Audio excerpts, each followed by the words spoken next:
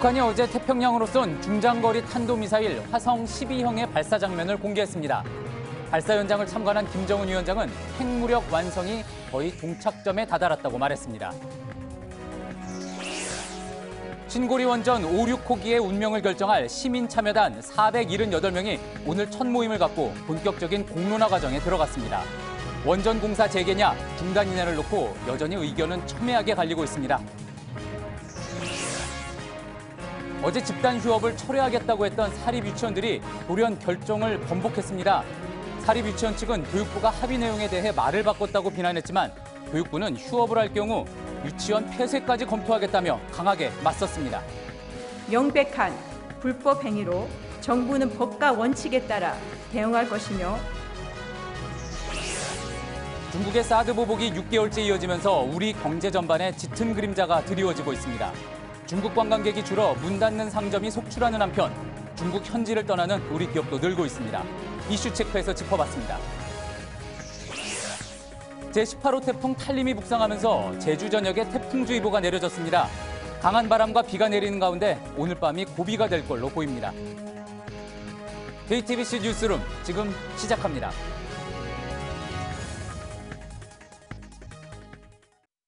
에너지를 쓰던 자동차가 수소로 에너지를 만드는 시대로 현대자동차.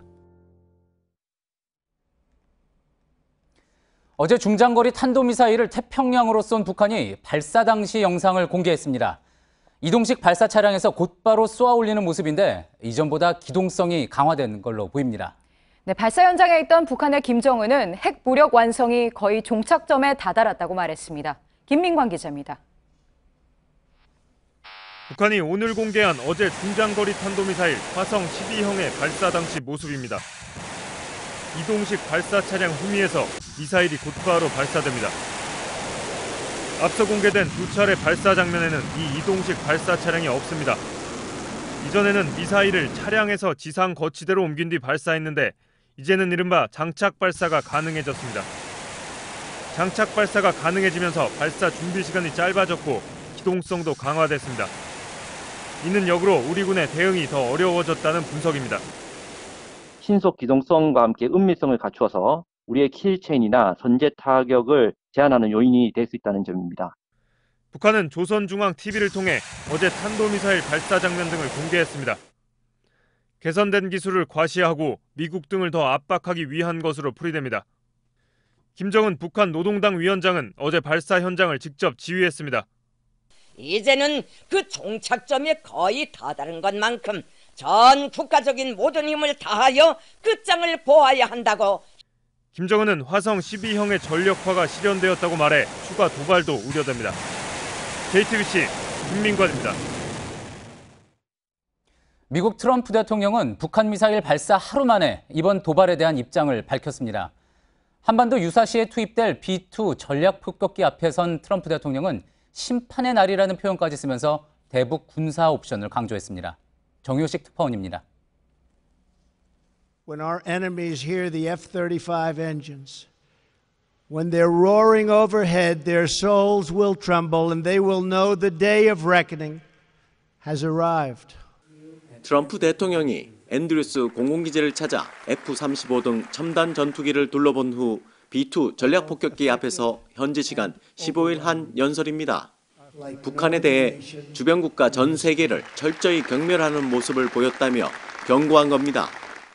I am more confident than ever that our options in addressing this threat are both effective and overwhelming.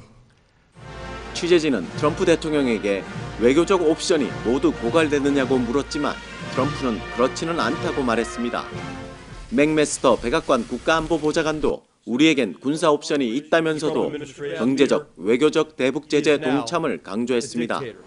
유엔 안전보장이사회는 언론 성명을 내고 북한의 미사일 발사가 매우 도발적이라고 규정하고 즉각 도발을 중단할 것을 촉구했습니다. 워싱턴에서 JTBC 정효식입니다. 전술핵 재배치. 전술핵 재배치가 효과도 없고 실현 가능성도 적다는 분석이 많지만 야당을 중심으로 전술핵 재배치 주장이 점점 더 커지고 있습니다. 여당에서는 야당이 국론 분열을 유도하고 있다고 주장했습니다. 신예원 기자입니다. 자유한국당은 아예 핵무기 개발까지 주장하고 나섰습니다. 재배치를 해달라 미국에 요구해보고 안 되면 핵 개발하자는 겁니다. 국민의당은 반대 기류가 강했지만 안철수 대표가 최근 전술핵 재배치를 꺼내들었습니다. 지금 이 시점에서 우리가 할 수 있는 모든 옵션을 다 테이블에 올려놓고 검토할 때라는 말. 가능성이 없다고 선을 그었던 바른정당에서도 최근 전술핵 재배치 주장이 많아졌습니다. 하지만 실현 가능성은 더 작아졌습니다. 제임스 매티스 미국 국방장관은 핵무기의 위치는 중요하지 않다며 부정적인 견해를 피력했고 문재인 대통령도 반대 입장을 밝혔습니다. 야권의 주장엔 정치적인 목적이 크다는 해석도 나옵니다. 전술핵이 하나의 정치적 쟁점이 되면서 여권의 지지층이 분열되고 야권의 지지층은 결집할 수 있다는 겁니다. 실제 정우택 자유한국당 원내대표는 국민의당을 포함한 야 3당의 연대를 주장하기도 했습니다.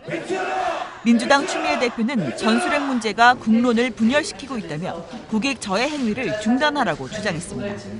JTBC 신혜원입니다. 문재인 대통령이 오는 21일 미국 뉴욕에서 트럼프 미국 대통령, 아베 일본 총리와 오찬을 겸한 한미일 정상회담을 갖습니다. 문 대통령은 같은 날 유엔 총회 기조연설에서 유엔 안보리 대북 제재 결의에 대한 국제사회 차원의 철저한 공조를 당부할 예정입니다. 현 양승태 대법원장의 임기가 오는 24일까지입니다. 국회에서 후임으로 김명수 대법원장 후보자의 인준안을 논의 중인데 자유한국당과 바른정당은 이미 반대 입장을 밝혔고 사실상 이번에도 결정권은 국민의당이 가지게 됐습니다. 하지만 국민의당의 속내 복잡합니다. 박병현 기자입니다. 국민의당은 김명수 후보자 임명 동의안을 국회 본회의엔 상정해 표결에 붙이자는 입장입니다. 하지만 당론은 없습니다. 의원들이 개별적으로 자율 투표하기로 했습니다. 국민의당 내부에서도 찬반 의견이 맞서고 있습니다. 박지원 전 대표는 김 후보자에 대해 사법개혁의 적임자라며 찬성의 뜻을 밝히기도 했습니다.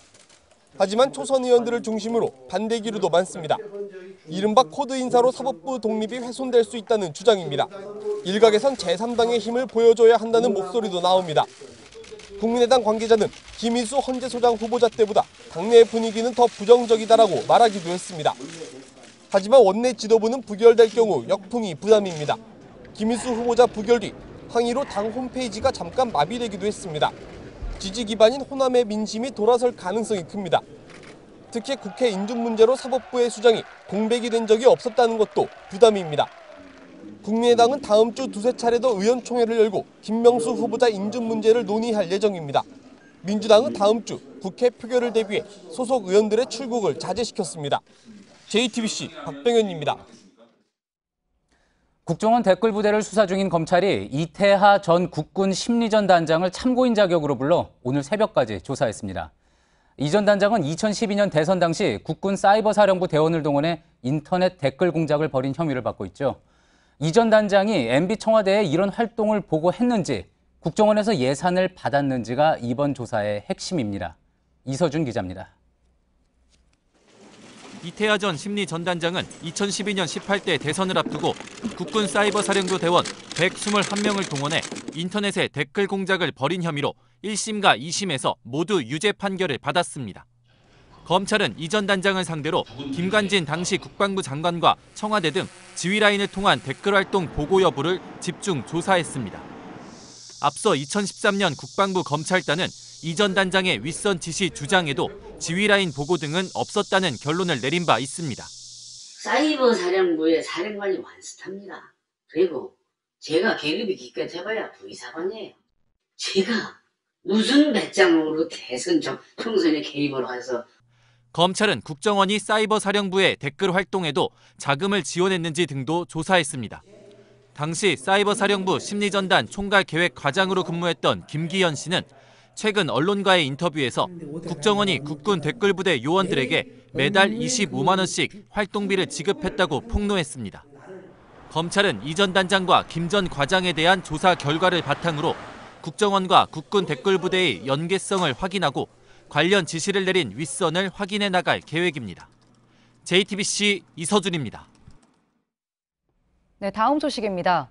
제주도는 태풍 탈림의 영향권에 들었습니다. 지금 강한 바람과 함께 비가 내리고 있습니다.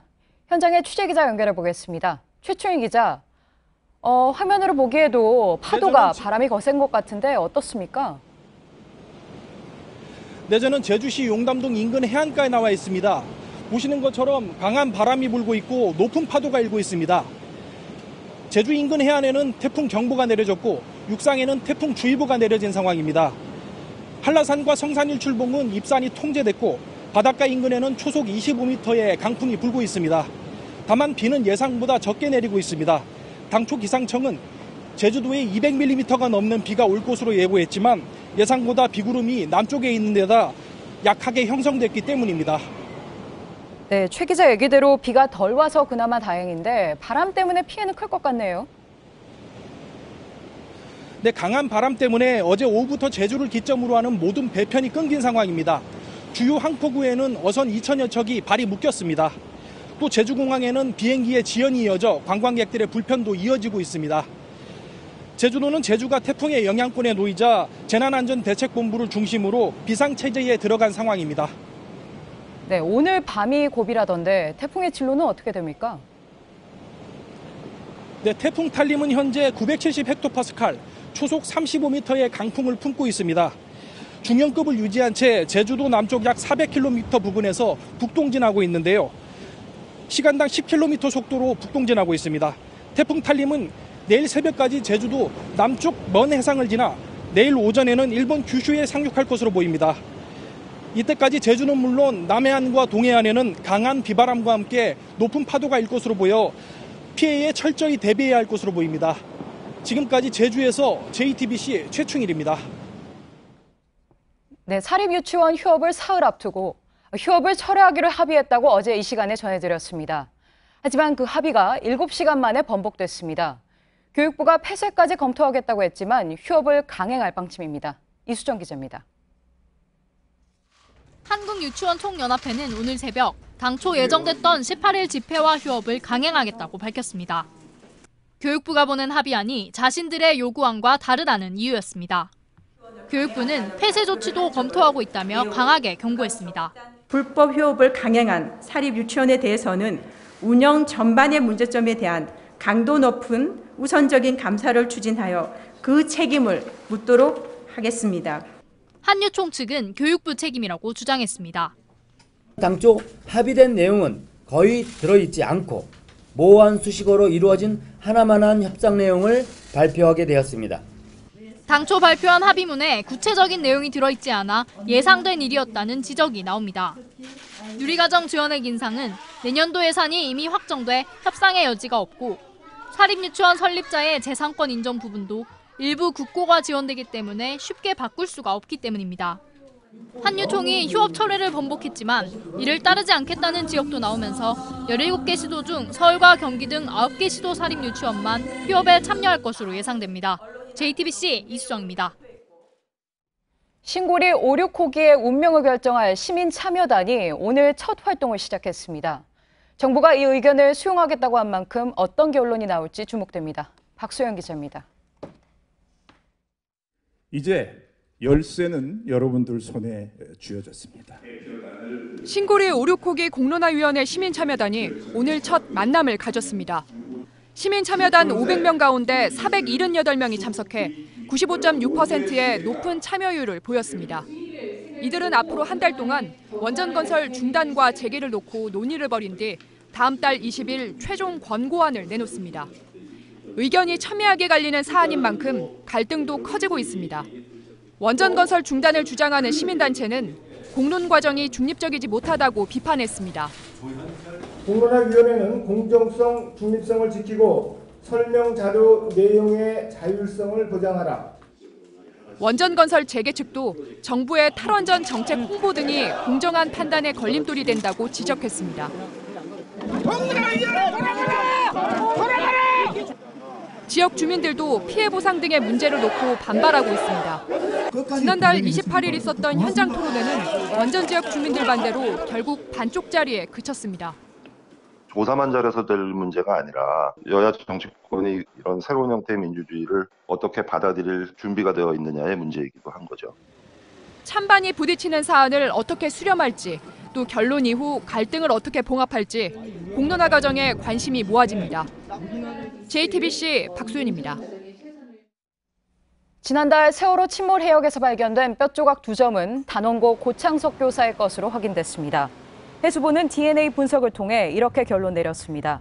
현재까지 미수습자 9명 가운데 4명의 유해가 부분적으로 확인됐습니다.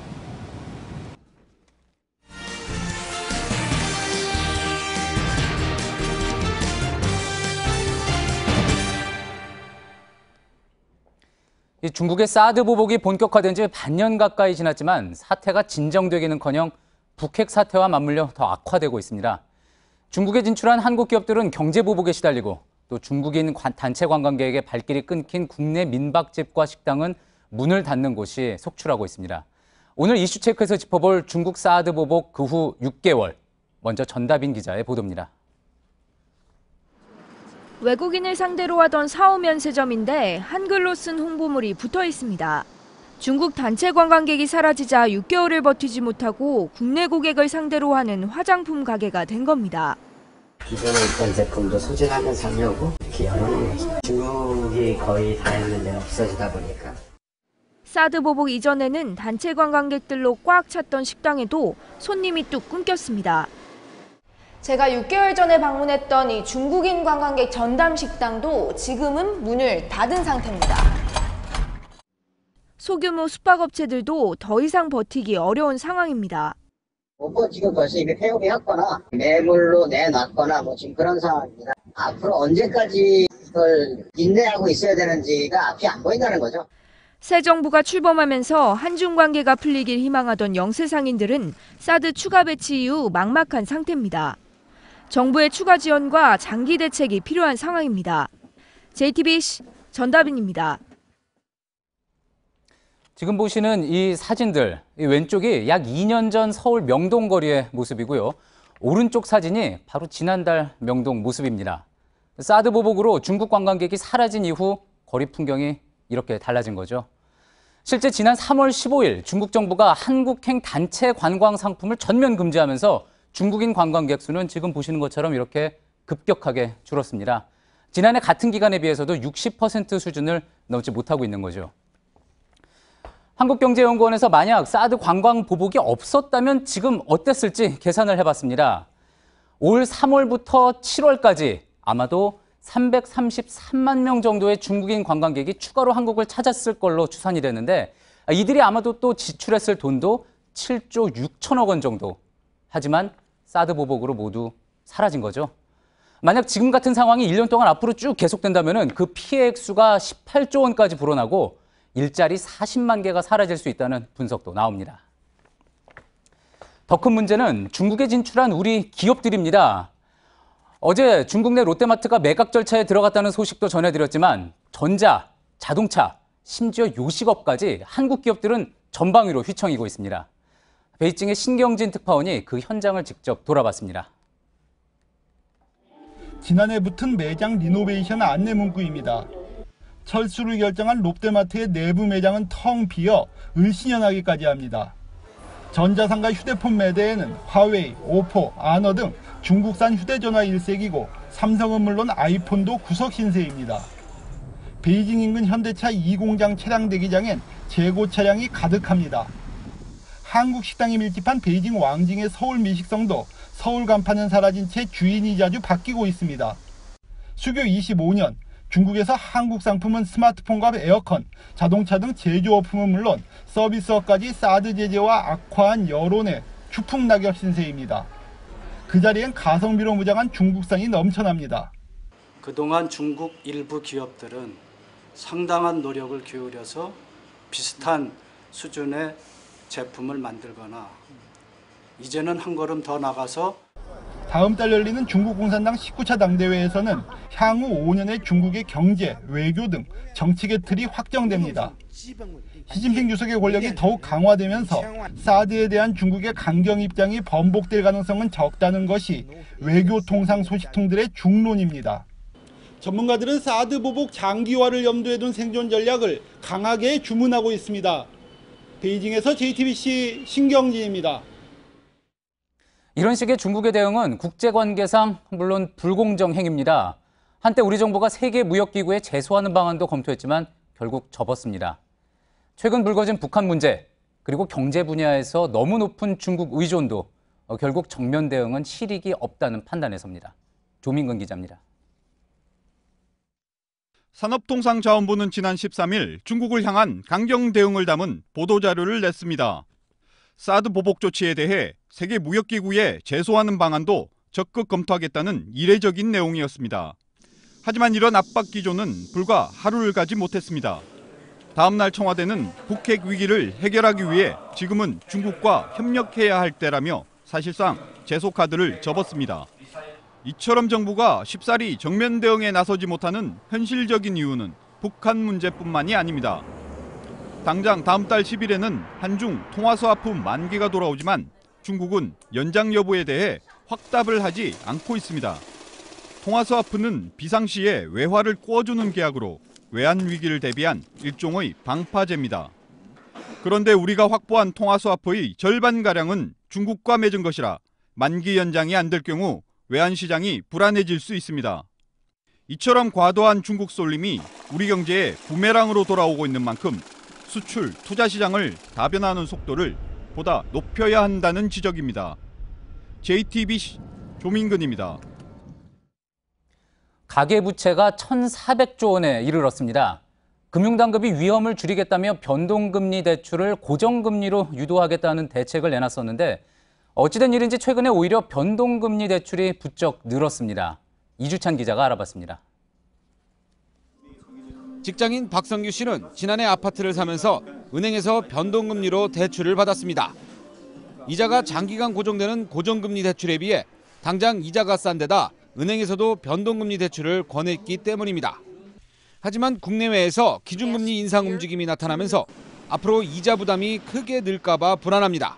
당장 저희가 목돈이 없다 보니까 이자도 부담이 돼가지고 이자가 싼 변동금리로 저희가 대출을 받았었는데 이게 향후 몇 년 지나서 나중에 금리가 오르면은 또 저희 대출 이자가 크게 늘어날 수가 있더라고요.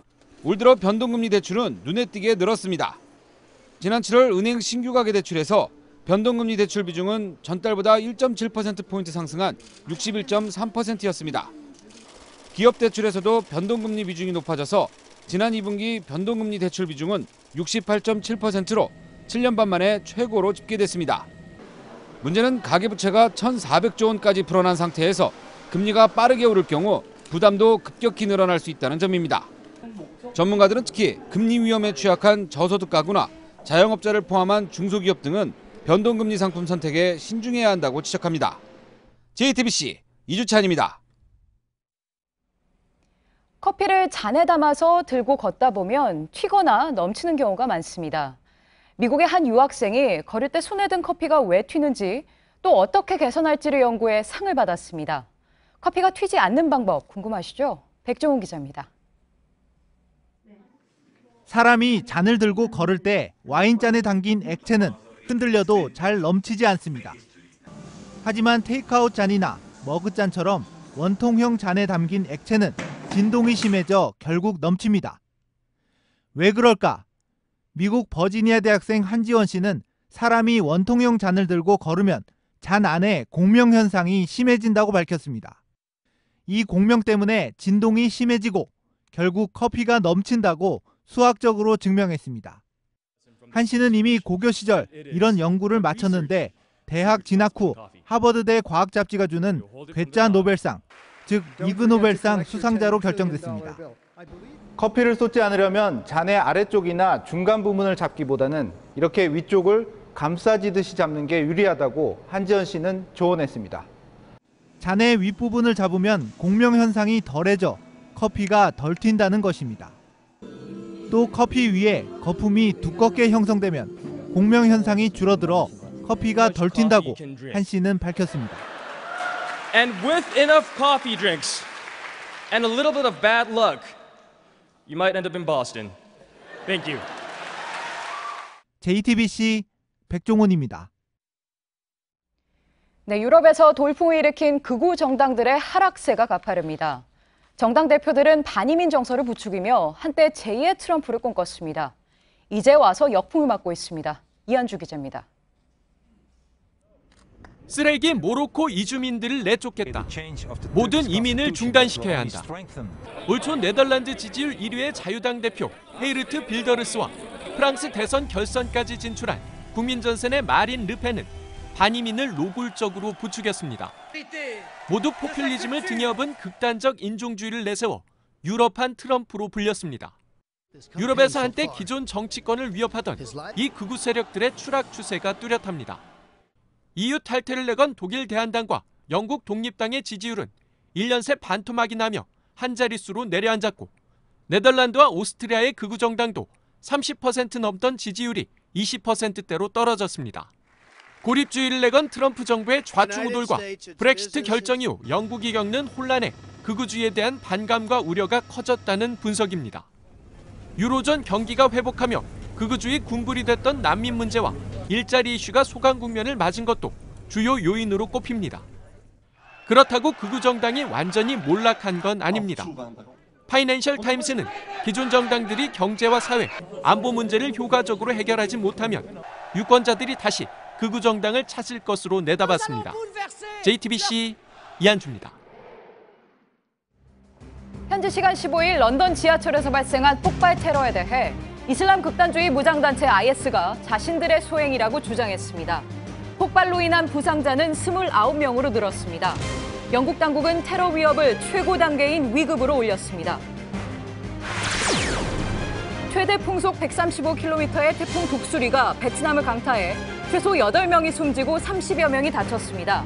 베트남 당국은 중북부 지역의 주택 11만 채가 파손됐다고 밝혔습니다. 어제 오전 10시쯤 서울 망우동의 주택 외벽에 페인트 칠을 하던 64살 박모 씨가 5층 높이에서 떨어져 숨졌습니다. 경찰은 박 씨가 안전장비 없이 작업하다 발판을 고정하던 밧줄이 끊어져 사고가 난 것으로 보고 경위를 조사하고 있습니다. 휘발유 값이 7주 연속 올랐습니다. 이번 달 둘째 주 전국 주유소의 휘발유 평균 판매가는 리터당 1,475.1원을 기록했습니다. 한 주 새 8.8원 오른 건데 국제 유가가 오르면서 휘발유 값 상승세는 당분간 이어질 것으로 석유공사는 내다봤습니다. 오래된 서울의 한 동네가 예술마을로 변신했습니다. 버려졌던 수도시설은 전시장이 됐고 카페와 가로수에도 예술이 스며들었습니다. 공근영 기자입니다. 마을 예술가가 손님을 앉혀놓고 쓱쓱 그림을 그려냅니다. 3,000원의 초상화를 그려주고 직접 만든 조명과 장신구도 파는 이곳은 설렁탕집 위층에 자리한 예술가게입니다. 산동네에 수돗물을 보내주던 이곳엔 오래된 가로수를 소재로 초등생들이 만든 작품이 걸렸습니다. 법정 스님의 의자에선 사람들이 발길을 쉬고 범종 소리가 들리는 남자에선 조용히 눈을 감습니다. 거리의 카페 앞에선 틈새 예술 작품이 손짓합니다. 가로수엔 청년 예술가들의 그림이 휘날립니다. 공공미술의 주체는 공공입니다. 공공은 그 시간, 그 지역에 사는 사람들의 이야기입니다. 다음 달 중순까지 이어지는 이번 행사엔 마을 예술가 50여 명의 공공미술 작품 80여 점이 선보입니다. 흉물 논란을 일으킨 일부 대형 조형물과 달리 생활 공간을 소재로 한 작은 작품들이 시민들의 일상에 활기를 불어넣고 있습니다. JTBC 권근영입니다. 프로야구가 막바지로 향하면서 각종 타이틀 경쟁도 치열합니다. 오늘은 특히 롯데 손아섭 선수의 활약이 돋보였다고 하죠. 네, 오늘 또 안타를 추가했는데요. 4년 만에 다시 안타왕을 넘보고 있습니다. 강신우 기자입니다. 손아섭이 1회부터 SK 선발 켈리를 상대로 안타를 만들어냅니다. 올 시즌 185번째 안타입니다. 최다 안타 부분에서 2위 두산 김재한을 여유 있게 따돌리고 선두를 달리고 있습니다. 2012년과 2013년 2년 연속 최다 안타왕에 올랐던 손아섭은 4년 만에 이 부분 1위 탈환을 눈앞에 두고 있습니다. 8월 이후 39경기에서 54개의 안타를 몰아치며 팀 상승세의 견인차 역할을 하고 있습니다. 지난달 27일 넥센전에선 생애 첫 20홈런 20도루를 기록하며 호타준족의 면목을 과시했습니다.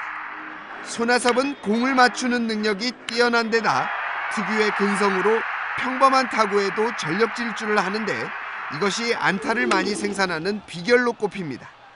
2010년부터 올해까지 100경기 이상 출전하며 7년 연속 타율 3할, 100안타 이상을 기록하는 등 꾸준함의 대명사로도 통합니다. 올 시즌을 끝으로 FA 자격을 얻는 손아섭은 팀의 가을 잔치와 FA 대박이란 두 마리 토끼를 잡겠다는 각오로 그라운드에서 전력 질주를 이어가고 있습니다. JTBC 강신우입니다. 우리 축구계가 히딩크 논란으로 뜨겁습니다.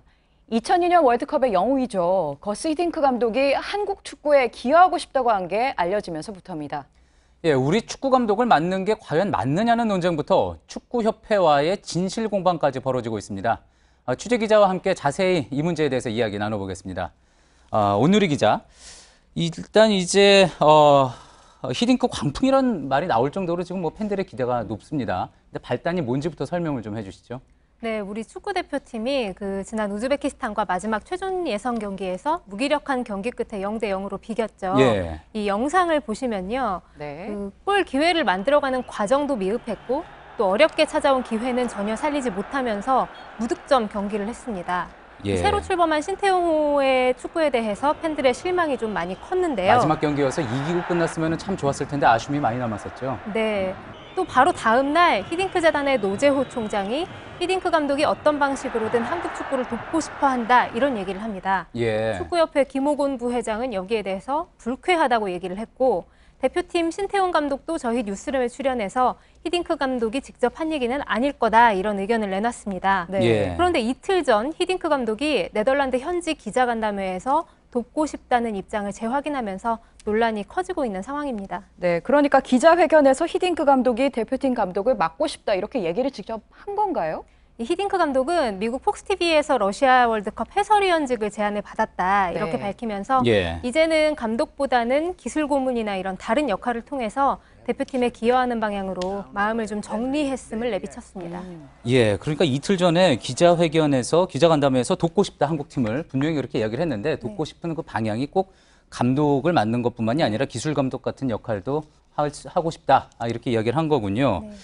지금 하지만 인터넷이나 SNS에서는 팬들의 반응 정말 폭발적입니다. 폭발적이라는 건 결국 우리 감독을 맡아줬으면 하는 그런 바람도 있는 걸 텐데 이게 꼭 비단 2002년에 우리가 아주 좋은 성과를 냈기 때문에 그 향수 때문에 그런 것만은 아니겠죠? 네, 그렇습니다. 이 히딩크 감독하면 슈퍼스타를 굉장히 잘 다루는데요.